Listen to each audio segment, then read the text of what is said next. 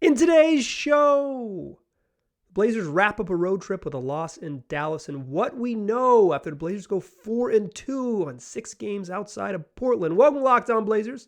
Let's get into it. You are Locked On Trailblazers, your daily Portland Trailblazers podcast. Part of the Locked On Podcast Network, your team every day.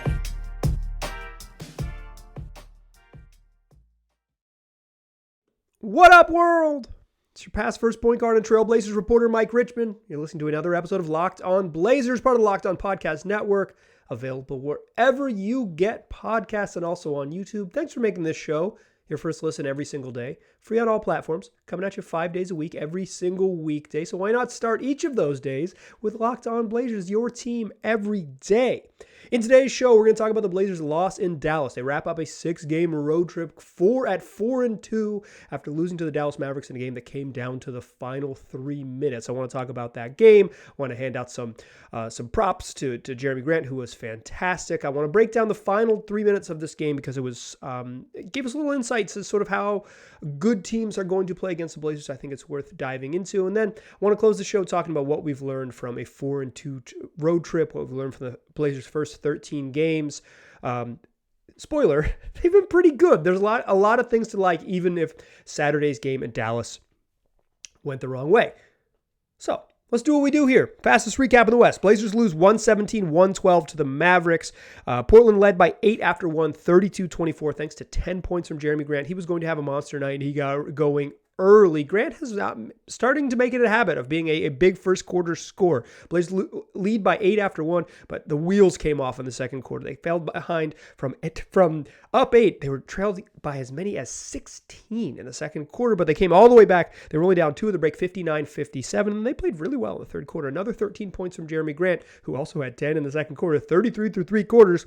The Blazers lead 88-85 after 3. Another close game. The Blazers were headed for it. They've been really good in the clutch, and they had another opportunity here.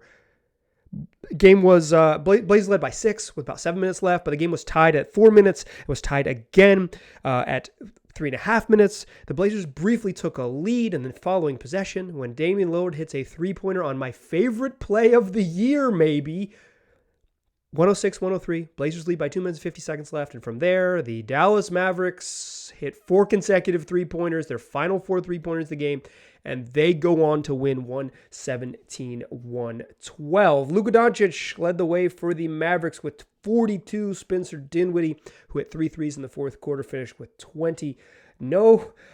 Christian Wood 19 before he fouled out. Tim Hardaway Jr. 16 off the bench. None of the other Dallas Mavericks starters really got it going, other than Dorian Finney-Smith, who hit 6 points and hit a big 3 when it mattered. On the Blazers side, really nice game from a certain trio. Damian Lillard, 29 points, 7 boards, and a season-high 12 assists. He was great. Dame was great in this one. Anthony Simons struggled a little bit on defense down the stretch. We'll talk about that in the second segment, but 24 points, 7 boards.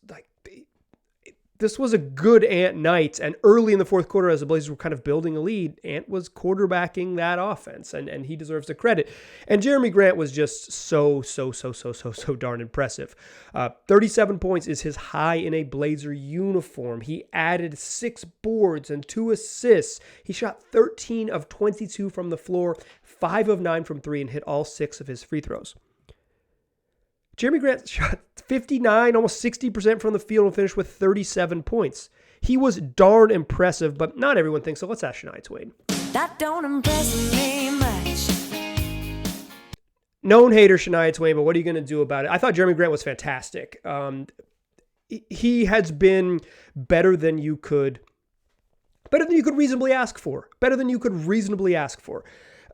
He was, I think, Jerami Grant was probably overextended as a number 1 option in Detroit, but he was probably underused as the 4th option on OKC and the 3rd or 4th option on the Denver Nuggets prior to landing in Detroit, where he's like, I want to go spread my wings and be the guy. As a Blazers' second best player, which he pretty clearly is, He's probably shooting better than he ever has. Like he's really like another 5 threes in this game. He's been on a tear. So maybe he comes down a little bit, but he's been really good on defense. He's been really good with individual offense. Like you can throw the ball into him. And I want to talk about that moment. 2 minutes or just over 3 minutes left when the play starts. Jerami Grant at this point has 37 points. He's had 33 through 3 quarters. He's got another 4 in the fourth. The Blazers are in a tie ball game with under 3 minutes left. Jerami Grant is posting mid-block on the right-hand side, and Damian Lillard is 2-3 steps outside the three-point line. He throws it into Jerami Grant in the post. So let's get Jerami touch. He's been awesome. They can't handle him. You know who knows they can't handle him? Is the Dallas Mavericks. They're terrified, right? So Reggie Bullock, who's guarding Dame, kind of digs into the post more than he should. Takes probably a step, maybe a step and a half further than he should have gone. Jerami Grant just says, fine, kicks it back out of the post to Dame. I pass out of the post, so your hips and shoulders are facing the rim when you catch it. Is basically like, shooting off an offensive rebound or a good kick out. Like that is a great way that's the best flavor of catch and shoot three you can get. Damian Lillard is one of the great shooters in the history of this sport. Cash, and the Blazers go up by 3 with 2 minutes and 50 seconds left. That kind of started the avalanche for the Mavs, and we'll talk about that in the second segment. We'll do the anatomy of basically 2 minutes that cost the Blazers the game. But that moment stands out to me for so many reasons. One, fun. Damian Lillard a 30-foot shot in the fourth quarter. That's fun. 2, when is the last time that the Blazers have had another player not named Damian Ollie Lillard Sr. that commands a fourth quarter double team? Moreover, when's the last time they've had a player not named Damian Ollie Lillard Sr. who commands a double team that isn't at the three-point line coming off a pick and roll? Throw it into the post and attract multiple defenders because you are terrifying them. They have not been able to guard you all night. 10 in the first quarter, 10 in the second quarter, 13 more when you played all 12 minutes of the third. Like, Jerami Grant's just lighting their house on fire, right? So they got to bring the fire hose, which in this case was a double team. It wasn't even a hard double team. It was just Reggie Bullock knows in his brain, like, this dude is killing us. He has given us the business. I don't want to lose this way. Takes a step too far, pass it back out. Damian Lillard working off a double team. Are you freaking kidding me? That's the dream, right? That's how good Jerami Grant has been. That's why he's been so impressive. I do not care what Shania Twain says. Like, he's just... That moment really stood out to me as like, okay, this dude can be the thing that unlocks how special the Blazers can be.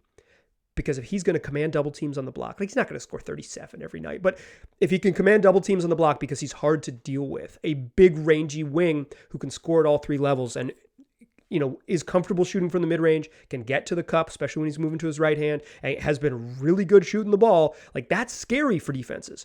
Another different sized player that's really scary. So you can't guard Dame, or you can guard Dame the same way, but you also have to think about doing that to someone else.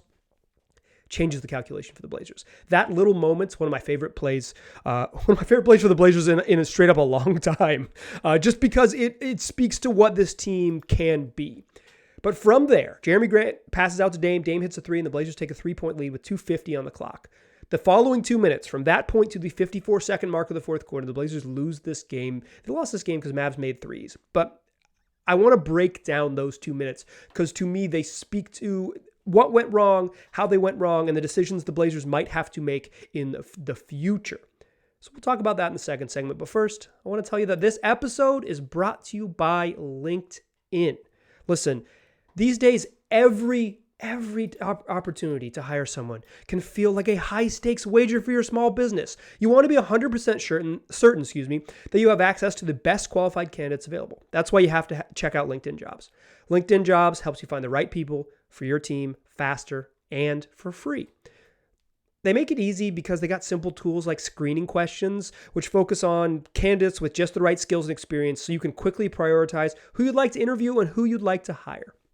That's why small businesses rate LinkedIn Jobs number 1 in delivering quality hires versus leading competitors. LinkedIn Jobs helps you find the qualified candidates you want to talk to faster. Post your job for free at linkedin.com/lockedonnba. That's linkedin.com/lockedonnba to post your job for free. Terms and conditions apply.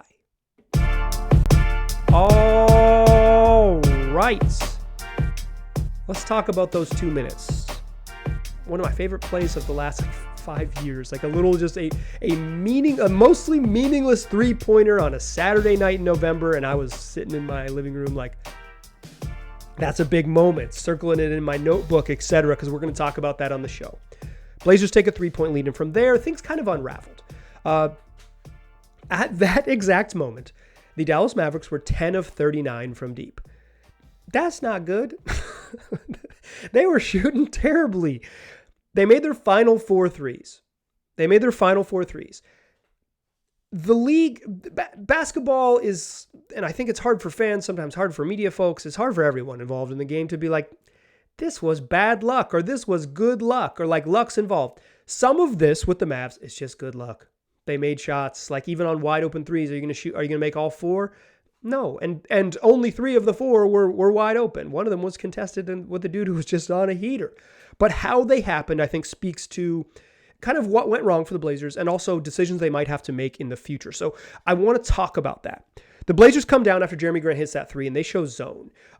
They play zone about as much as anyone in the league, something, if you listen to this podcast, I thought they would do, and if you listened and occasionally agree with me, you thought too, that they would do a bunch of. We knew they were going to be a zone-heavy team. They played a bunch of zone in Summer League. So you knew they were going to be a zone-heavy team when the games count.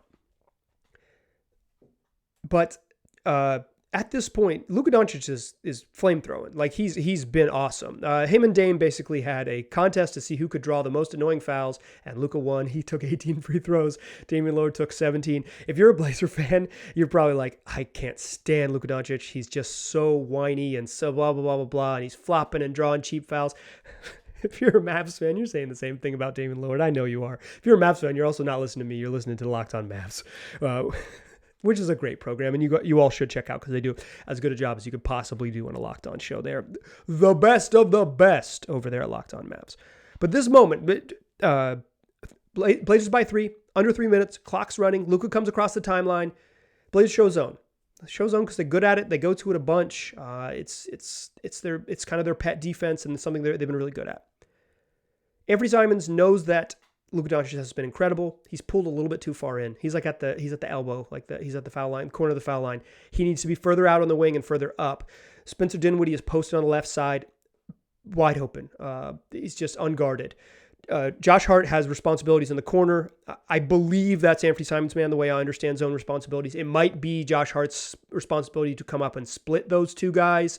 So he's covering 2, but typically, the way zone defenses work in the league is you cannot have more than 1 guy on the ball. You need to match up. The Blazers basically had 3 guys on the ball, the way that Drew Eubanks was also standing there at the nail. They were too crowded around Luka because Luka's been incredible and Luka's an engine. He finds Spencer Dinwiddie. Dinwiddie hits a 3, tie ball game. Too early in the shot clock, too easy. But whatever. You're not going to lose the game because it's tied now with just under 2.5 minutes left, or right at 2.5 minutes left. Blazers come down. Anthony Simons tries to get loose on Tim Hardaway Jr. He can't. Tim Hardaway bodies him up. He's really physical with him. Ant tries to drive to his left. He's trying to flip a pass over, skip it across the wing. Drew Eubanks falls down. The ball gets tipped. If Drew Eubanks doesn't fall down, there's a chance he grabs that ball, but you never know. It's unlucky, right? Spencer Dinwiddie grabs the ball. They find Luka, and then Luka has been doing this since about the 4-minute mark, but now we're right around the 2-minute mark, and Luka says, "Bring me Anthony Simons." Tim Hardaway Jr. comes up from the corner, sets a screen there. Luka is as good in the league at figuring out, scanning, figuring out who's my mismatch and say, come here. Luka is stubborn. He plays really slow and he's gigantic. This is what he does better than anyone else in the NBA is matchup hunt. And he has this insane, historic level usage rate. They let him do it. So Luka does what he does, right? He takes Ant on the left-hand side. He gets the switch. The Blazers soft switch it. They're guarding Jerami Grant, but as soon as the screen comes, they soft switch it. That's their principles. We'll talk about that more in a moment. He takes Ant down in the post. He bullies him, starts to shove him in the locker like a bully. Blazers have to help because Luka's now at 8 feet, and he's discarded Ant with his shoulder. They have to help. As soon as they help, Luka skips over to Reggie Bullock. Defense is now in scramble mode because if you send 2 to the ball and there's a skip pass, you're going to scramble. Passes on time on target. Blazers scramble to Bullock. He kicks over to Spencer Dinwiddie. Cash, 2 in a row. Mavs by 3. Again, this is you're not going to lose because you gave up a second open 3-pointer. The first one, much worse than the second one. The Blazers come down. They don't set a screen for Damian Lillard. While the Mavs are kind of setting screens and picking the matchup they want, the Blazers are intentionally not setting screens so they don't have Dame get double teamed. Don't want him to deal with the double teams. They just think he can beat Reggie Bullock on his own. He does, gets to the rim, finishes with the right on the left-hand side. You've seen Damian Lillard do that a bunch. It's a 1-point game. It's 109-108. You know what's going to happen. Luka gets the ball. He gets the screen from Tim Hardaway Jr. and immediately draws the switch from Ant. He's been doing it now. We're closing in on 2.5 consecutive minutes of Luka hunting Anthony Simons on defense, absolutely hunting him down. It is what it is. Like that's what good matchup hunters do. Dame does it all the time. Luka's doing it too. Like he's hunting him down. This time he's on the right hand side. They clear out the whole side of the court. They have three guys on the left hand side and one at the top of the key. But the whole right side of the court is wide open for Luka, so he can go to work. He's got Anthony Simons in like the mid post at about the foul line extended. Josh Hart has seen this movie before. He digs in a half step. He's at the nail, helping to the nail. He digs in a half step off the nail. Luka says one pass, passes it to Dorian Finney-Smith at the top of the key. Defense is in like a half rotation. They're not really scrambling in rotation, but they were all loading up to stop Luka. The Blazers are they rotate pretty aggressively. He's in isolation against a matchup you want. You need to help there. You need to show help. You need to show bodies at the rim. This is what you do. This is defensive principles. The Blazers are playing to their principles. Passes the ball to Dorian Finney-Smith. He passes the ball to Tim Hardaway Jr. He passes the ball to Spencer Dinwiddie. Damian Lillard closes out. It's a pretty good closeout. Decent contest. It's open by NBA standards, but certainly not wide open. Spencer Dinwiddie hits his third straight three. I don't know if making the first 2 threes makes you more likely to make the third. I kind of believe in getting hot. I believe in the hot hand. I'm not one of those nerds who doesn't, but I know what I absolutely think. I know it makes you more likely to shoot a third after you've taken the third three. That's the type of nerd I am. Again, this is Luka Doncic getting a switch. When the switch comes, the help has to come. When the help comes, the ball gets out and they swing the ball and Spencer Dinwiddie hits a tough shot. Makeable shot, to be sure, but a difficult one. Spencer Dinwiddie shooting north of 40% from three this year. He's been really killing it. This is another catch-and-shoot three off a guy who's made 2 wide-open ones. This one is somewhat contested. That's 3 straight threes, and the Blazers find themselves down 4. Down 4, Dame kind of just, he forced it. We've seen him. Damian Lillard does this. He's stubborn. He forced it. Tries to get past Bullock on the right hand side. On the right hand side. Misses a layup. Blazers can't get the rebound. It goes back to the Mavs. Blazers need one stop to give themselves a chance with just over a minute remaining. You know what's coming. You know what's coming. It's just obvious. Again, Luka Doncic draws the screen from Ant, brings Ant up to the dance. They immediately soft switch it, but this time a little bit different. This is I feel like this is important. They late trap. So instead of just on the screen, they straight up trap it right away. And like as soon as the screen comes, they just send 2 to the ball and they get it out of Luka's hands, right? Like firehouse, whatever. Is that the word I'm looking for? I don't know what the word I'm looking for. They don't send that immediate trap. Instead, they let the switch happen. Jerami Grant kind of half drifts away, and then he comes back, and they're going to late trap on, switch and then late trap. I've seen a bunch of teams do this on Luka. This might be the right way to guard it. I wish the Blazers had done this sooner. This might be the right way to guard it. But Luka Doncic, willing passer, skips a pass to Reggie Bullock.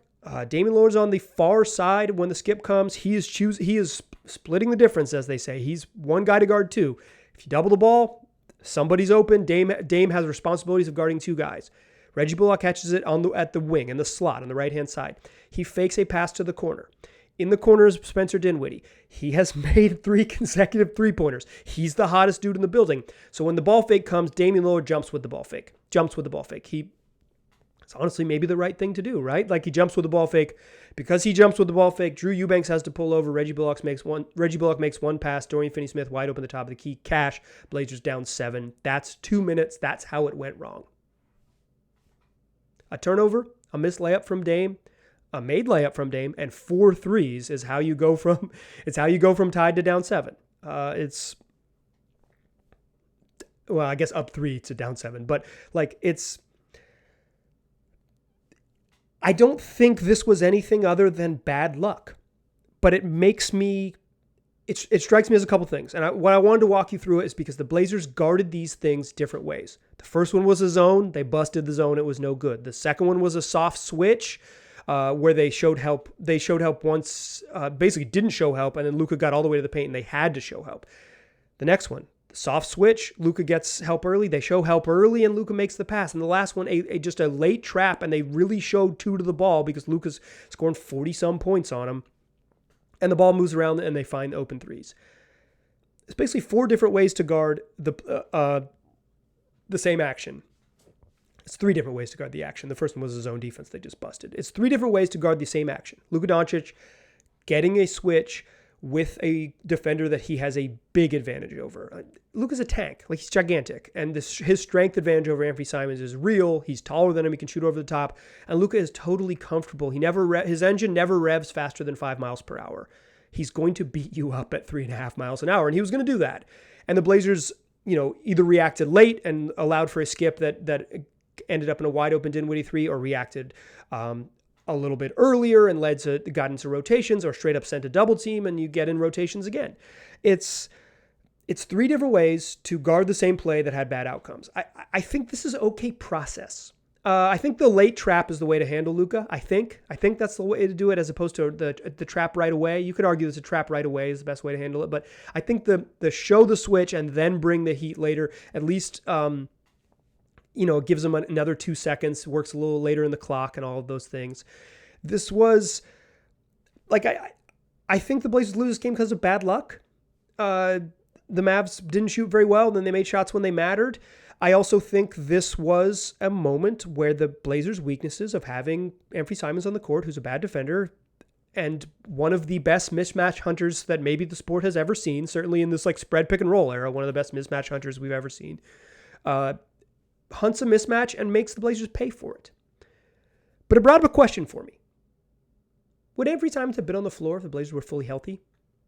Let's talk about that to close the show. I think it's a question worth pondering, and we will ponder exactly that in the third segment. But first, I want to remind you that this show is brought to you by BetOnline.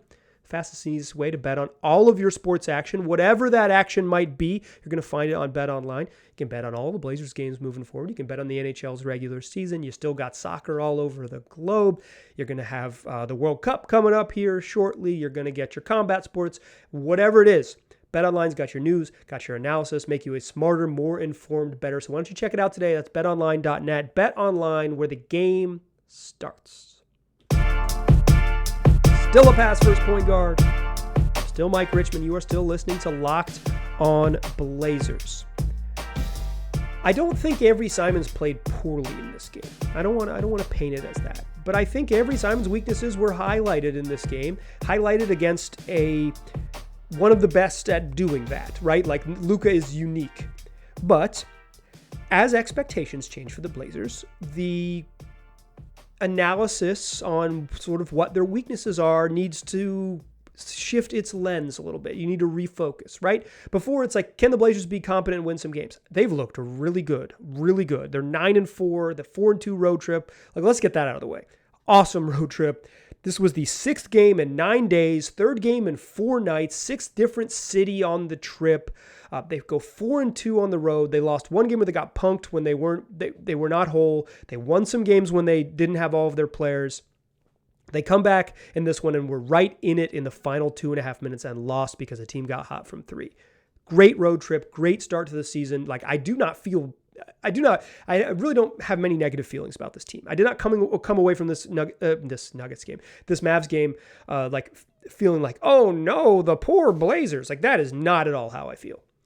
But I do think that it's worth considering that if you fancy Portland a playoff team, which I think you should now, it's like, yeah, this team looks like playoff caliber and certainly is going to be in the mix, then how they handle their weakest defensive links against the best players in the league and the best teams in the league will be important for how you analyze and think about them going forward.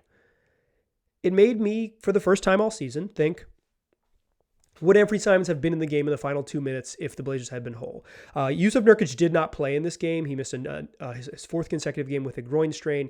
Abductor strain is what they're calling it, but that's your groin. I have not heard an update on Nurk. Hopefully, the Blazers play again on Tuesday. You're listening to Monday, November 14th show. It's going to publish on Sunday, so maybe you're listening to it a little early. But this is Monday show. We'll see if we get an update when the Blazers are back. They didn't practice today, but they'll have some availability on Nurk's potential return. They need him. If they'd had him in this game, they would have been better off because I thought their bench got beat up a little bit in this one. And Drew Eubanks, while he didn't have a particularly good stat line, was effective in his minutes. He was good. And if you move him to the bench and you move Nurk in the starting lineup, you kind of probably negate some of what Christian Wood did against that second unit. You just have more size, more times. The Blazers small ball just didn't work in this particular matchup. It is what it is. They weren't whole. Not only did Nurk miss this game, Justice Winslow missed this game with a non-COVID illness. And I think this is the question I have. Would Chauncey Billups have gone to Justice Winslow in the final 2 minutes if the game had played out very similarly? If, they screw up the zone, but you hunt Ant in a pick and roll and immediately get an open 3 out of it. You hunt him a second time in a pick and roll, you immediately get a 3 out of it. Would Chauncey Billups said, I'm taking my time out. I'm putting a better defender in there. We're still going to do the same thing. We're just going to give the ball to Dame to let him go. Maybe run a 2-man game with him and Jerami, but we'll sacrifice the offense to have the better defender on the court. Luka Doncic is a tank. The closest thing the Blazers have to a tank on their team is Justice Winslow. He is pretty much what I would design if I had to guard Luka Doncic. He's really strong. He's got long arms and he's faster than Luka. Like he's quicker. And he's really competitive. Like he'll get after it. Like he'll be okay saying, we're not going to help you go out there and maybe Luka scores 38 on you, but make it a tough 38. Like make it a slightly more inefficient 38. Luka shot 18 free throws. It would have been really frustrating for poor Justice Winslow, but would Justice Winslow have played in the final 2 minutes if he was available? No. I'll answer my own question. No, I don't think he would have. But I would have liked to see Chauncey Billups be faced with that question. The other options on the Blazers bench that were available were not particularly good. Nasir Little is not that answer. Like you want him to be eventually, but right now he's not the guy that's like, what if we stick Nas on there? I don't think he's the answer. I don't think he's enough of an upgrade defensively. Like he's pretty good on defense, but not enough of an individual upgrade on defense. Like, hey, can you go guard this guy? Like you could ask Justice to do, where it would be worth the sacrifice that you make getting Ant's offense on the floor. Ant was very good on offense in this game, except for a late turnover. I wonder if, part of me wonder, that's a big thing I'm considering. I don't think he would have, but I would like to see Chauncey Billups faced with an honest decision on whether to take Ant off the floor, because when you get into these higher leverage games, as the Blazers move forward, 13 games in, obviously a long way to go, but as you get into higher leverage games in the future, I think many of you fans have asked me questions like this. Is there a scenario where Anthony Simons doesn't close games? I don't really think there is, but I would like to see that play out in a playoff type atmosphere like it was. I don't know if playoff type atmosphere is what it was Saturday in November in Dallas, but two teams, relatively equal, pretty competitive basketball game that came right down to it. I would have liked to see those type of decisions. I would like to see those type of decisions play out. The other reason, I'm not worried about this game is Josh Hart just played bad. He played poorly. He was 0 for 9. He missed 4 free throws. He just left a lot of points out there. He stepped on the sideline with 3 minutes left, and what turned out to be not a particularly important turnover, but it's still in a tie ball game, all of those turnovers are crucial. That matters. You get a normal production. Josh Hart's not a big scoring guy, but you get not 0 for 9 night from Josh, you're going to be in a lot better shape. You don't get that turnover in the last 3 minutes, you're going to be in a lot better shape. Spencer Dinwiddie only makes 2 of 3 threes down the stretch. You're going to be right in the game. Instead of down 4, if he misses that other one, because after he made 2, the Blazers were still only down 1 after a Dame layup. He had to make a third one to make it a 4-point game. If he makes only 2 out of 3 in any combination, you get the ball back down 1 with Damian Lillard and Jerami Grant. I'll take my chances, and Anthony Simons on the court. I'll take my chances with it. I didn't come away from this game feeling too bad. The Blazers have benefited probably from good luck in late game situations, and they've also been good enough to be in close games against good teams. They were good enough to be in a close game against a good team in Dallas. Mavs have been really, really bad on the road and really good in whatever that arena is called now. I can't remember arena. The FTX scandal in Miami is maybe I just don't know arena names, but I assume it's named after a large airline. To be in that game the way they were with 3 minutes left, hard to nitpick. I'm curious about some strategy stuff. I'm curious about what Chauncey would have done, but I come away from this game feeling fine. They're 9-4. They're 4-2 on the road. 4-2 on this road trip. 6-2 on the road overall. They've just been so darn good. The defense looks good. The offense is going to get there at some point. I really do believe it. If they get Nurk back in the lineup sometime soon, they'll be better for it. They've gotten contributions from the young guys. Jabari Walker looks competent and capable of helping when called upon. Shaedon Sharpe continues to have flashes where he's special. Nazir Little has come out of a early season funk to be a totally functional and even sometimes very good bench player. It's a good basketball team. And because they're a good basketball team, I think the nitpicking about how they play against other basketball teams is more relevant. It's silly to do it when you're not a good basketball team. It's totally reasonable to say, how do you guard Luka Doncic in a game that is tied with 3 minutes left? Because you're hoping and at this point believing that the Blazers are going to find themselves in a game in April, tied with the Mavericks with 3 minutes left. And how you guard Luka and what your process is. Do you trap right away? Do you show late help? Do you just let somebody go on an island? Do you soft switch and let him continually get the matchup he wants? Or do you fight to not switch those matchups, which you would kind of like to see them do sometimes, but wasn't their principles in this particular game? Like, those questions matter, and they'll matter going forward. And the part I love about basketball is not like thinking about how the Blazers can trade for Kevin Durant. It's thinking about how this particular group fits when faced with tough questions. Like, so how do they guard Luka? Sometimes there's no answer. It's really hard to guard him the same way it's really hard to guard Damian Lillard. But how the Blazers do that, how they treat the apex wings, the best players in this league, matters more because this team's good and they deserve to be criticized as such.